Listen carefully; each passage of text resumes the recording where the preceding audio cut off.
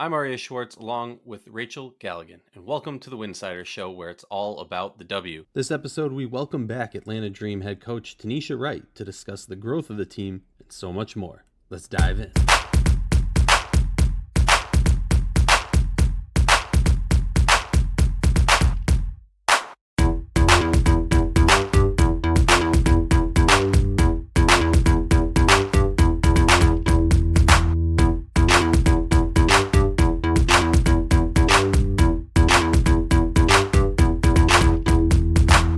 If you like our show, please consider joining our Patreon community, patreon.com/Winsidr. That's patreon.com/Winsidr.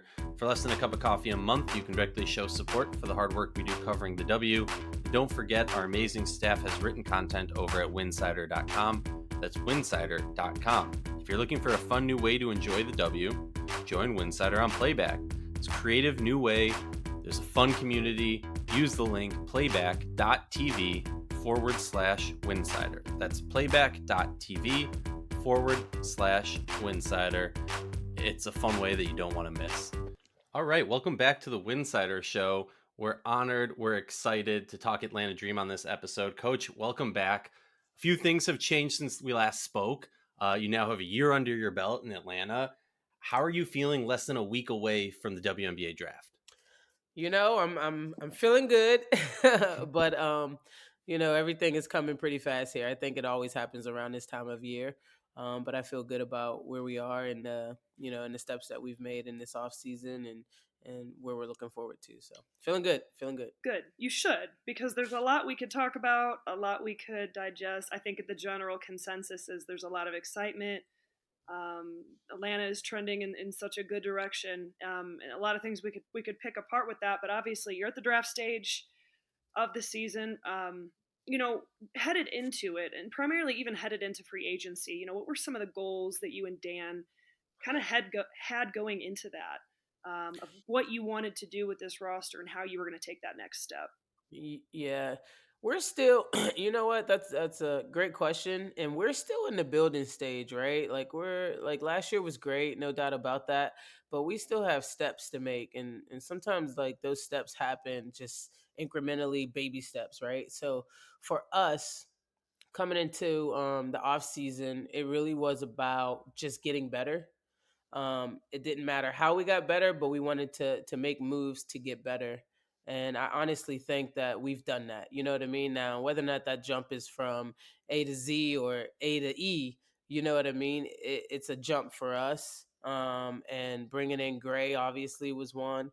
Going out and getting D-Rob, another one. So all those things for us is just a small way to get better on the court. So and at the same time, making sure they're the right people for our org. Well, okay, we all do the fun free agency grades. And, Yeah, I'm going to yeah. make you grade your guys' own off season so far.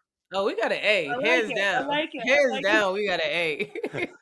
If A pluses were like a thing, I would give us an A plus, but we definitely got an I A. actually think the majority of our grades, a few of us, the people that we kind of do, I think ours were pretty right around that area. Not right around Yeah, that area. yeah. No, listen. At the end of the day, we got better. I mean, adding Alicia Gray was a huge piece for our future. Not just adding her, but also being able to extend her, Yeah. right? And to pair her and to complement her with somebody like Ryan, I think is a big step in the right direction for us. She's a great kid, first and foremost. She lives right down the street from Atlanta. I mean, I think we probably got a bunch of season ticket holders the minute the trade was executed. You know what I mean? Totally. So yeah, I definitely give us an A I like for that. sure. I like that. Okay, you bring up Howard. Yeah. I mean, goodness, she's at generational talent potential. Clearly had a phenomenal rookie year. I mean, the hype and everything around her was very real, very valid. She's got a year under her belt now. Yeah. After having such a great year, what's kind of that expectation for year two coming from you? To get better. Not to rest on those on last year and the success that she was able to garner throughout the year, because this league just gets tougher and tougher. You know what I mean? Like, people know your name now, people know exactly who you are, what you want to do, and so the expectations for other teams are going to be tougher, not just on you but on us. Like, people aren't going to look at us as a little stepsister, redheaded stepsister Right. anymore, right? Right. Where they can just come in and get a dub. Like, no. So because of that, they know that you're going to be the head of that snake. So they're going to come after you different and with the respect level that you've earned. But you got to get better, and she still has room to grow. I mean, Ryan had a great year, but she has opportunities to grow for sure. Did the I mean, obviously, you drafted her where you drafted her clearly, but like, we all believe she could be great, but I don't know that Yeah, everyone thought it would be that type of year. Did the year that she had in terms of just, I don't want to say breakout because yeah. it doesn't seem right, but did that change the trajectory of the dream? Oh, definitely. Oh, definitely. I mean, she was a rookie, right? You Yep. rookies coming in, and but she was also the number one pick in the Right. draft. So it's like when you look down the draft and you look at the generational players in these drafts that have been number one, they've done the same type of stuff that she was able to do last year. You know what I mean? So it absolutely changes the trajectory of our franchise, being able to add a player with that caliber. Now it's our job to continue to bring in pieces that complement that and that can help move the needle forward. I was looking at this roster and it's pretty clear. You got a nice contingency of vets and a nice contingency of young players, right? Yeah. And I'm curious for you as a coach, like I know at if unless you lived under a rock and you're not a WNBA fan, but everyone heard about the story of the dream last year, kind of making rolls, printing it out, putting it on lockers, so everyone knew kind of what their job was. And first of all, as I someone didn't know who that was a thing that everybody knew, but okay. it got out because apparently I mean, as someone who leads a team of the Winsidr staff, I think it's an amazing idea. Maybe we have to steal that card. But I'm curious for you, like you have Ryan Howard, a superstar, and you have this contingency of vets. Like, how do those conversations go? Because it's not always the superstar who's the leader of the team, but kind Yeah. of how do you delegate roles like that? Yeah, Rye's gonna grow into that. She wasn't that for us last year. You know what I mean? That was not part of her role. Her role was not to be a leader of the team. I think everybody has leadership qualities, and sometimes those leadership qualities are just leading yourself, making sure that you're doing what you have to do. You know what I mean? So that you're not letting others down. And she surely did that. There's no ifs, ands, or buts about that. But for us, it's a really easy, simple process because it's not everybody can do the same thing. You don't want a team full of players that can do the same thing. Everybody has to be able to do something different so that everything gels in the right way. And fortunately for us, we just had different personalities that can do different things. So it was easy for us to delegate that, right? Like Naz's role in college was to score the basketball. But that wasn't her number one role for us. We didn't need Nas to do that. You know what I mean? We needed her to bring energy. We needed her to rim run. We needed her to rebound. We needed her to defend. um Scoring didn't even pop up into that, you know what I mean? And as she grows, right, that'll happen. Roles change as you grow. So for us, it was really easy, and I think we're gonna adopt, not I think, I know we'll adopt the same approach this year, just so it's a clear cut thing. I know for me as a player, I always was able to be successful when I knew exactly what you needed from me. I don't have to guess about it. I can just go about it and execute that to the best of my ability. So I try to be straightforward with all of our players with, hey, one, this is what we need from you as a team. And two, I'm trying to put you in the best position to be successful. Like, I'm not giving you a role that doesn't suit your skill set or doesn't suit what you can bring to the table so that you also look good while doing it. You know what I mean? Yeah, no, that's really cool. But let's talk about D Rob because we Yeah. touched on it before. We talked about the vets. How do you see D Rob coming onto this team and impacting the game on the court, X's and O's wise? Yeah. So I mean, we were like top three in pace last year, right? And I don't even think that we were as good as we could have been. I thought that we could have been even better in our pace. We led the league early on for a large majority of that time, but then we had injuries and different things like that. So I see D Rob as somebody first and foremost who can push the pace for us. Decision decision making within transition, being able to find opportunities for us to score earlier in our offense rather than having to go to half court. So I want to be able to do that, and I think D-Rob definitely brings that. And then on the defensive end, I think her ability to be able to pressure the ball, just like Aryeh did for us last year, and Willer too. Willer did a great job for us defensively last year, but I think D Rob takes it up just a little bit more of a notch in the versatility because we can play D Rob on multiple people, not just point guards, because she plays a little bit bigger than her size. And so I see D Rob contributing in a special way. She's going to be a big piece to what we do this year. I want to get a little bit like X's and O's, technical, like get into your actual like whiteboard like mind right Okay. now. So don't be afraid to kind of just go into your zone with it. But I want to talk about the dynamic of Alicia Gray paired with Howard. How do Yeah. you see that looking on both ends of the court? Yeah, well, defensively for sure, I think Gray is going to have to be our best two-way player, right? She's going to have to be somebody who can defend at a high level and then score at a high level. But in terms of the offensive end, I think having somebody like Gray allows us to be a little to throw out decoys. You know what I mean? Because you never know who you can go to. So it gives us really a great second option to be able. Well, I don't not a second option because Cheyenne is also a second option for us. So and a first option, you know what I mean? So it really gives us three high level offensive players on our in our starting five, I would say.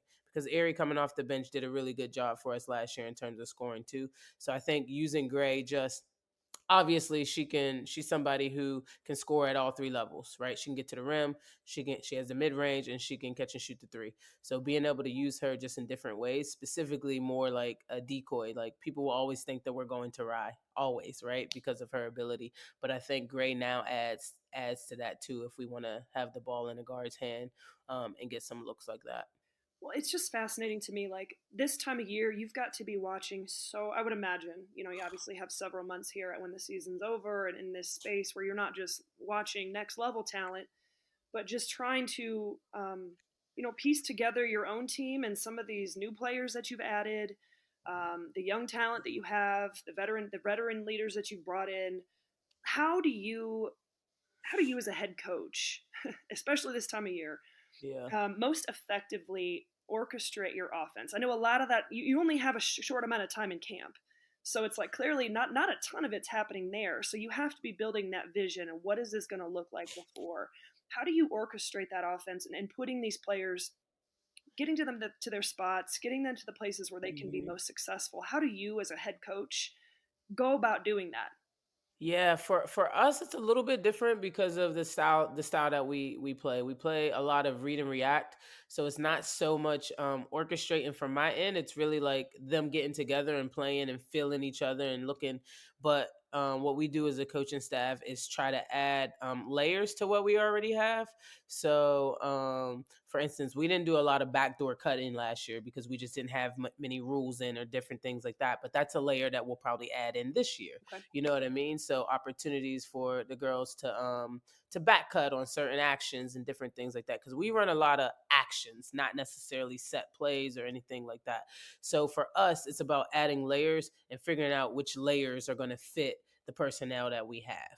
You know what I mean? So we're looking at a lot of just different things that layers that we can add to the system that we already have in place to see what sticks and what fits for us. This is an out there question, and Rachel Okay, gave throw me it gave out me there crap then. for it. Throw it out there. We know you get a lot of attention for your defense, so defense is included. But like, Yeah. sorry if we're focusing a little bit more on the offense. Oh, you're all good. We need to Side note, get better in offense anyway. We sucked last year. side note, you were my coach of the year vote last year until you didn't make the playoffs, and then I felt like What you were? I couldn't do it because I would get wrung out on social. But so I Yeah, love what you're doing. But I appreciate that very much. um I'm very curious. Like, obviously it depends on your roster and it depends who you're playing and what's going on in the game. But Yeah. like, talk us through kind of like first, second, third, fourth quarter. Like, what is your, in a perfect world, ideal style of play? Is it getting threes up early, pounding the paint late, running early? Like, what is an ideal like growth of a game for you? Yeah, so first we want to run, especially in the first. Especially in the first. We got to get up and down the court. I mean, open up those lungs, right? Get some wind in there, and let's get up and down. As long as we're finding good shots, I don't mind us shooting shots early. You know what I mean? I also want to give our players opportunities to see the things and to feel the game the way that they need to feel the game. You know what I mean? So for us, it's running. It's we can get shots up early. We got to get CP touches, or fives touches because we run a 4 out, 1 in. You know what I mean? We want to be able to attack, draw, and be able to find other people. You know what I mean? So we're creating open shots. Like that is the goal of our offense, is to be able to create open shots. If nobody comes, go ahead and score and finish. You know what I mean? But the progression really is run. If you find a shot that's your shot within the first 8 to 10 seconds, great, take it. If we've moved the ball a little bit and CP hasn't touched it, we haven't gone inside, right? Then we need to go inside, and then we'll come back out because CP is a great playmaker for us. And so she is a very willing passer. So we want to make sure that she gets touches at all times. Well, and let's be honest, you've got a few of the best rim runners in the game on your roster. We do. So totally. I mean, Nas is great at it. Man, You know what I really mean? is. Mo is great at it. Yeah. Like we got to try to get up and reward those big girls for getting up and down, Yes. up and down the Yes, court. yes. Awesome. Well, CP is also just like a bully. Love And I mean that in the best of ways. Oh, I know you but did. I know you did. it. I know you did. No, Hey, CP, I was a big girl CP's a down little on the banger. paint. Run that rim and get them some touches, man. Get some touches, exactly right. And within our offense too, we allow our bigs to bring the ball up. Mhm. Like we're not necessarily always looking for the point guard. So if our big gets it, like even CP, you know what I mean? Her first job is to be a rim runner, but if she gets it off of a rebound, she's allowed to bring that thing and then find and then keep going. So we want to run first and foremost. That's why we do it. That's why we do it, so that we can run. Yeah. All right. Couple more little questions. I love your insight. We're going to have to make sure we link the one we did a year ago where we got to kind of learn a little bit about your background. So whenever we release this, we'll put the one out from last year. But we wanted to make this one very just about, last year and X's and O's wise and just kind of where we're at. Clearly, we are a few days out from the draft. Yeah. You guys have 6 and 8 as of now. Who knows Yeah. what could go down, especially this day and age with trades in the league and stuff. But what are some areas? I don't expect you to tell us who you're going to go after, but what are some, unless you want to. If you want to just tell us who you're picking. I can't give y'all any secrets, man. You know that. what are some areas that you guys feel like, you feel like maybe you could shore up on or add to the team, given an opportunity in this draft class? Yeah, for us, it's really about depth. We gotta add more depth. I think we got, especially at the center position, we need to add something behind CP there, to help bolster that a little bit. Obviously, big guards. I think that's another one in terms of our depth. But at the end of the day, and it doesn't matter when you're sitting there and you're looking at what's available and who's available. You want to take the best. Yeah. You want to take the best available. Yeah. You know what I mean? The best player that's going to be able to fit your system, fit your team, and help your organization. And sometimes it doesn't always match up with exactly what you might need. So then at that point, you're just you might draft for the future as well. So I think for us, we have to bolster our depth for sure. I think it's always interesting because I know everyone basically always says like take the best player available. Yeah. But then you have some teams who I can imagine it's really hard to do that because you're sitting there and you're like, we're a contender if we add 1 3-point shooter, or if we can add someone who's just, stalwart defender. It can get really tough to pull that trigger when you're in that spot. The problem is too, is like it's hard to play in the WNBA. You know what I mean? Like it is really hard. So a lot of these positions and a lot of these kids coming in, unless you're generational, where you're coming in and right away you're being able to make an impact. Like some of these teams have already set themselves up for that type of things that you're talking about, right? Okay, we need a better defender. Okay, in the offseason, you know what? We're going to go try to find a better defender. Different things like that. So, excuse me. A lot of people are really going to be looking for like, okay, how can we add to what we already have? I would imagine, you know what I mean? Yeah. Because people in the offseason just try to find what they need within the W. Like I said, unless you're a generational talent, Caitlin Clark, or you know what I mean, then people are going to try to find basically what helps them get better. And if that's the best player available, then that's the best player available. I have to ask about Larry. He's hilarious on social Oh my media. God, that man. Every Leave that guy WNBA. alone. Y'all leave Larry alone, okay? No, he is like Love him. I'm just gonna say this. If there is ever a WNBA owner that I just want to like knock back a whiskey with, smoke a cigar, Not just the whiskey. the man is not only hilarious, but I think he sometimes speaks what a lot of us fans are thinking, but don't necessarily want to be dubbed the hater. Yeah. Is he that cool in person? Oh, Larry's great, man. He just has has such a great passion for this team and this organization, and wants to see its success. Not just this team, but women in general, the WNBA. He really wants to see it at its best and in its glory.